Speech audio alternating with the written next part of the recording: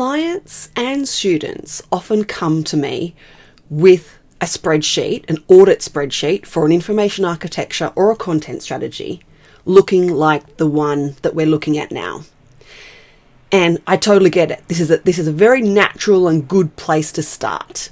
However, it is very limited when it comes to some more thorough data analysis that is probably my preference, especially when we're dealing with a really large website.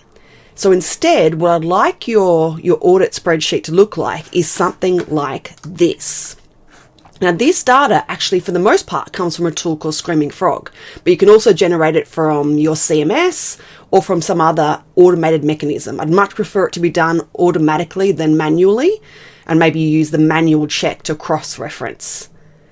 So you might be thinking, why is this a problem? And the main problem is that it cannot be pivoted. You could essentially be crafting something like this in a Word document.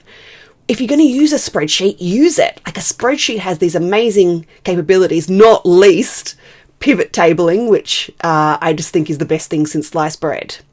Now, in saying that, one good advantage with this type over the other one is that you can actually see the order of the bottom level.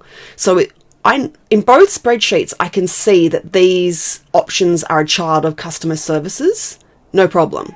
But in this option, I can see the order, where a deliberate order, where in this spreadsheet, that order will disintegrate.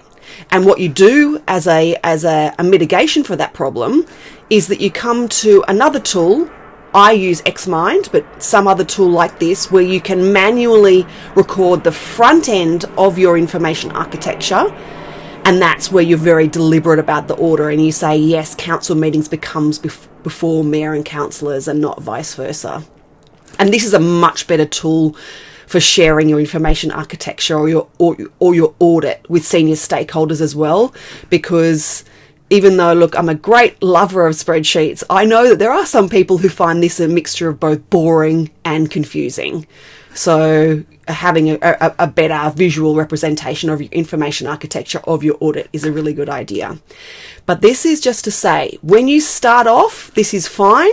But when you get more sophisticated and further down the track, start looking at a spreadsheet like this.